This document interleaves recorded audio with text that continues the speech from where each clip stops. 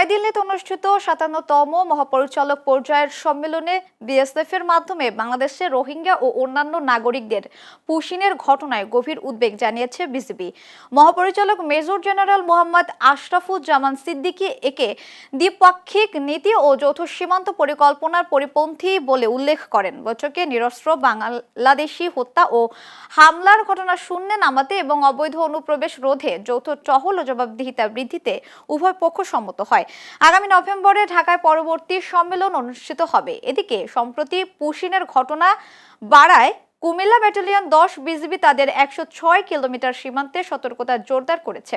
বিশেষ করে আদর্শ সদর, চৌদ্দগ্রাম সদর, দক্ষিণ বুড়িচং ও ব্রাহ্মণপাড়ায় ঝুঁকিপূর্ণ এলাকাগুলোতে গোয়েন্দা তৎপরতা, টহল এবং ১৬টি বিওপি ও ৫টি পোস্টে নজরদারি ব্যাপকভাবে বৃদ্ধি করা হয়েছে। চট্টগ্রামে অনুষ্ঠিত হতে যাচ্ছে ১১ দলীয় ঐক্যের বিভাগীয় সমাবেশ। আজ বিকেলে চট্টগ্রামের ঐতিহাসিক লালদীঘি ময়দানে এ সমাবেশ অনুষ্ঠিত হবে। সমাবেশে গণভোটের গণরায় বাস্তবায়ন, জনদুর্ভোগ নিরসন, দ্রব্যমূল্যের ঊর্ধ্বগতি নিয়ন্ত্রণ, আইনশৃঙ্খলা পরিস্থিতির উন্নয়ন এবং জনগণের ন্যায্য অধিকার প্রতিষ্ঠার দাবি তুলে ধরা হবে। সমাবেশে প্রধান অতিথি হিসেবে বক্তব্য দেবেন জামায়াতের আমির ও সংসদের বিরোধী দলীয় নেতা ডাক্তার শফিকুর রহমান। এছাড়া লিবারেল ডেমোক্রেটিক পার্টি এলডিপির chairman doctor colonel Oli Ahmad, জাতীয় নাগরিক পার্টি এনসিপির আহ্বায়ক ও বিরোধী দলীয় চিফ হুইপ নাহিদ ইসলাম সহ ১১ দলের কেন্দ্রীয় ও স্থানীয় শীর্ষ নেতারা এতে বক্তব্য রাখবেন। জামায়াতের অ্যাসিস্ট্যান্ট সেক্রেটারি জেনারেল মোহাম্মদ শাহজাহানের সভাপতিত্বে এই সমাবেশ অনুষ্ঠিত হবে। পররাষ্ট্রমন্ত্রী ও জাতিসংঘ সাধারণ পরিষদের ৮১তম অধিবেশনের সভাপতি ডক্টর খলিলুর রহমান জ্বালানি সংকটকে বিনিয়োগের বড় বাধা হিসেবে উল্লেখ করেছেন। বিডা ও পররাষ্ট্র মন্ত্রণালয়ের এক সম্মেলনে তিনি জানান, বাংলাদেশ ফার্স্ট পররাষ্ট্র নীতির আওতায় দেশের বাণিজ্য ও অর্থনৈতিক প্রবৃদ্ধিকে সর্বোচ্চ অগ্রাধিকার দেওয়া হচ্ছে। বৈশ্বিক বিনিয়োগ আকৃষ্ট করতে বাংলাদেশ একটি প্রতিযোগিতামূলক, নিরপেক্ষ ও স্থিতিশীল পরিবেশ তৈরির মাধ্যমে দক্ষিণ এশিয়ার প্রধান গন্তব্য হতে চায়। ঝুঁকি মোকাবেলায় তিনি অর্থনৈতিক কূটনীতি এবং আন্তর্জাতিক অংশীদারিত্বের উপর জোর দেন। এছাড়া অর্থনীতিকে বহুমুখী করতে কৃত্রিম বুদ্ধিমত্তা, সৃজনশীল শিল্প ও ক্রীড়া খাতের মতো উদীয়মান ক্ষেত্রে সরকারি পৃষ্ঠপোষকতা বৃদ্ধির কথাও বলেন তিনি। পবিত্র হজ পালন শেষে সৌদি আরব থেকে দেশে ফিরেছেন ৫৪,৩২৩ বাংলাদেশি হাজি। এ পর্যন্ত ৩টি বিমান সংস্থার মাধ্যমে ১২৭টি ফিরতি ফ্লাইট পরিচালনা করা হয়েছে। আজ প্রকাশিত হজ বুলেটিনে তথ্য জানানো হয়েছে। এতে বলা হয়, বাংলাদেশ সময় ১৩ জুন রাত ২টা ৫৯ পর্যন্ত পরিচালিত ১২৭টি ফিরতি ফ্লাইটের মধ্যে বিমান বাংলাদেশ এয়ারলাইন্স পরিচালনা করেছে ৫৮টি, সৌদি এয়ারলাইন্স ৪৮টি এবং ফ্লাইনাস এয়ারলাইন্স ২১টি ফ্লাইট।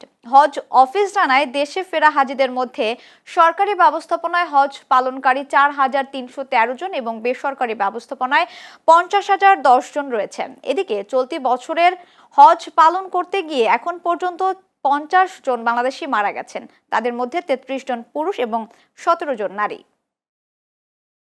বিশ্ব সঙ্গীত দিবস উপলক্ষে বাংলার লোকসঙ্গীতের ঐতিহ্যকে নতুন প্রজন্মের কাছে অর্থবহভাবে তুলে ধরতে সংস অব বেঙ্গল প্রাণবন্ধের সনে শীর্ষক বিশেষ আয়োজন করেছে এমডব্লিউ ম্যাগাজিন বাংলাদেশ এবং স্কয়ার টয়লেট্রিজ লিমিটেডের ন্যাচারাল ওয়েলনেস ব্র্যান্ড মায়া।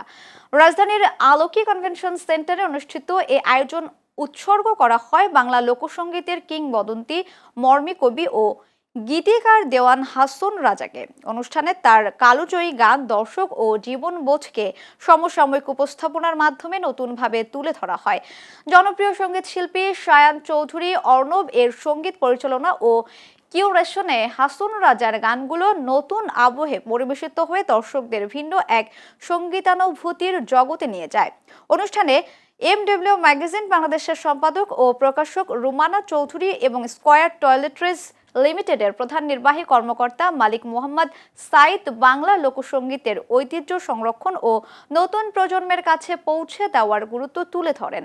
আয়োজকরা জানান, সঙ্গীত সংস্কৃতি ও আত্ম অন্বেষণের এই বিশেষ অনুষ্ঠানটি আগামী ২১ জুন রাত ৮:৩০টায় মাছরাঙা টেলিভিশনে সম্প্রচারিত হবে। বাংলার সঙ্গীত, দর্শন ও সাংস্কৃতিক উত্তরাধিকারকে জীবন্ত ও প্রাসঙ্গিক করে তোলার প্রত্যয়ই ছিল এই আয়োজনের মূল বার্তা।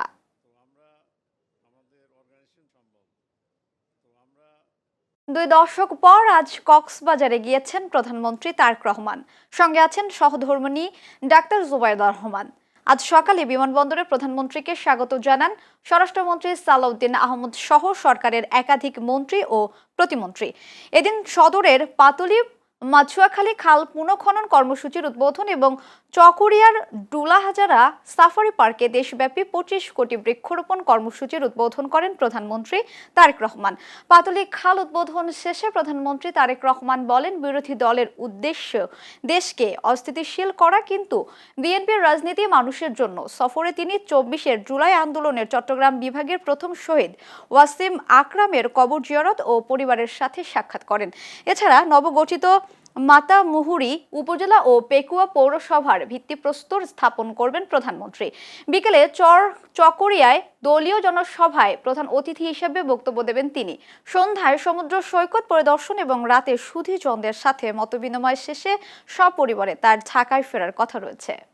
আমাদের বাংলাদেশের মাননীয় প্রধানমন্ত্রী জনাব তারেক রহমান এবং তারেক রহমানকে আমাদের পিএমকাল উচ্চ বিদ্যালয়ের পক্ষ থেকে স্বাগতম জানাচ্ছি। আমরা খুবই উচ্ছ্বাস প্রকাশ করছি।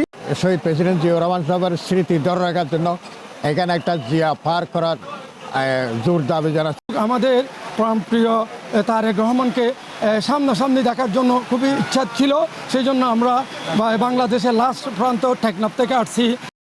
বিশ্বকাপ ফুটবল উপলক্ষে নিজ নিজ দলের শুভকামনা জানাতে নীলফামারীতে শুভেচ্ছা র্যালি ও মিছিল করেছে ফুটবলের চিরপ্রতিদ্বন্দ্বী দুই দল ব্রাজিল ও আর্জেন্টিনার সমর্থকরা।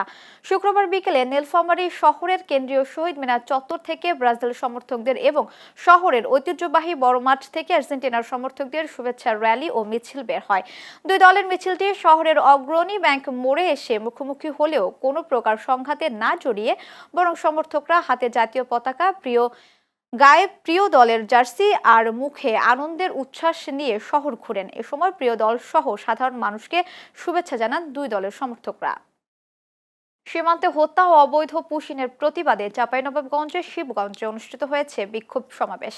স্থানীয় জনগণের নিরাপত্তা ও সীমান্ত পরিস্থিতি নিয়ে উদ্বেগ প্রকাশ করে বিভিন্ন রাজনৈতিক ও সামাজিক সংগঠনের নেতারা এ কর্মসূচিতে অংশ নেন। শুক্রবার বিকেলে চাঁপাইনবাবগঞ্জের শিবগঞ্জ মডেল স্কুল মাঠে 11 দলীয় ঐক্য জোটের উদ্যোগে এ বিক্ষোভ সমাবেশ অনুষ্ঠিত হয়। সমাবেশে বক্তারা সীমান্তে বারবার ঘটে যাওয়া হত্যা এবং অবৈধ পুশিনের ঘটনায় গভীর উদ্বেগ প্রকাশ করেন। সমাবেশে প্রধান অতিথি হিসেবে উপস্থিত ছিলেন চাঁপাইনবাবগঞ্জ 3 আসনের সংসদ সদস্য নুরুল ইসলাম বুলবুল। বিশেষ অতিথি ছিলেন স্থানীয় সংসদ সদস্য ডক্টর মোহাম্মদ কেরামত আলী। বক্তারা সীমান্তে হত্যা ও অবৈধ পুশিন বন্ধে সরকারের কূটনৈতিক ও প্রশাসনিক উদ্যোগ জোরদার করার দাবি জানান। গাজীপুরের শ্রীপুর উপজেলা ও পৌর শ্রমিক দলের যৌথ উদ্যোগে বিক্ষোভ মিছিল ও সমাবেশ অনুষ্ঠিত হয়েছে। শুক্রবার বিকেলে মাওনা চৌরাস্তায় ঢাকা ময়মনসিংহ মহাসড়কে গাজীপুর জেলা শ্রমিক দলের আহ্বায়ক সদস্য শরীফুল ইসলাম সরকারের নেতৃত্বে এ বিক্ষোভ মিছিল করা হয়। শ্রমিক দলের এই মিছিলটি মাওনা চৌরাস্তার বিভিন্ন গুরুত্বপূর্ণ সড়ক প্রদক্ষিণ করে। বিক্ষোভ মিছিলে অংশ নেন গাজীপুর জেলা শ্রমিক দলের আহ্বায়ক সদস্য স্বপন আহমেদ, শ্রীপুর পৌর শ্রমিক দলের সিনিয়র যুগ্ম সম্পাদক শহীদুল ইসলাম সহ অন্যান্যরা। সমাবেশে বক্তারা বলেন, নিষিদ্ধ ঘোষিত সংগঠনের নেতাকর্মীরা যদি দেশে পুনরায় রাজনৈতিক কর্মকাণ্ড পরিচালনার চেষ্টা করে তবে গণতান্ত্রিক ও রাজনৈতিকভাবে তাদের প্রতিহত করা হবে। তারা রাজপথে শ্রমিক দল ও বিএনপি নেতাকর্মীদের ঐক্যবদ্ধ থাকার আহ্বান জানান। জাতীয় দলের প্রাক্তন ফুটবলার ও দেশের কিংবদন্তি খেলোয়াড়দের অংশগ্রহণে মাদারীপুর জেলা স্টেডিয়ামে অনুষ্ঠিত হয়েছে এক প্রাণবন্ত প্রীতি ফুটবল ম্যাচ। শুক্রবার বিকেলে মাদারীপুর সোনালী অতীত ক্লাবের আয়োজনে অনুষ্ঠিত এ ম্যাচে মুখোমুখি হয় মাদারীপুর সোনালী অতীত ক্লাব ও নারায়ণগঞ্জ সোনালী অতীত ক্লাব। হাড্ডাহাড্ডি লড়াইপূর্ণ এই ম্যাচে 1-0 গোলের ব্যবধানে জয় তুলে নেয় নারায়ণগঞ্জ সোনালী অতীত ক্লাব। খেলাকে ঘিরে দর্শকদের মধ্যে ছিল ব্যাপক উৎসাহ উদ্দীপনা। খেলা শেষে বিজয়ী দলের খেলোয়াড়দের মধ্যে পুরস্কার বিতরণ করেন মাদারীপুর 2 আসনের সংসদ সদস্য জাহানদার আলী মিয়া। এ সময় উপস্থিত ছিলেন মাদারীপুরের পুলিশ সুপার মোহাম্মদ হাবিবুর রহমান, মাদারীপুর সদর উপজেলা নির্বাহী অফিসার ওয়াদিয়া শাবাব সহ স্থানীয়রা। মাদারীপুরের দাসার উপজেলার উত্তর শশীকর গ্রামে ভাব গাম্ভীর্য ও উৎসব মুখর পরিবেশে 4 দিন ব্যাপী শ্রী শ্রী তারক ব্রহ্ম হরিনাম সংকীর্তন ও মহানাম যজ্ঞ অনুষ্ঠিত হয়েছে। শুক্রবার দিনব্যাপী বিপুল সংখ্যক ভক্ত ও পূর্ণার্থীর উপস্থিতিতে অনুষ্ঠানে গভীর রাতে শেষ হয়। দেশের বিভিন্ন প্রান্ত থেকে আগত প্রখ্যাত তেতোনিয়া দল এই সংকীর্তনে অংশ নেন, যাদের সুমধুর হরিনাম সুধায় মুখরিত হয়ে ওঠে পুরো এলাকা। অনুষ্ঠানের সমাপনী দিনে সকাল থেকেই ভক্তদের উপচে পড়া ভিড় লক্ষ্য করা গেছে। জাতি, ধর্ম, বর্ণ নির্বিশেষে হাজারো মানুষ এই ধর্মীয় উৎসবে যোগ দেন। হরিনাম সংকীর্তন শেষে উপস্থিত সকল ভক্ত ও দর্শনার্থীদের মাঝে মহাপ্রসাদ বিতরণ করা হয়।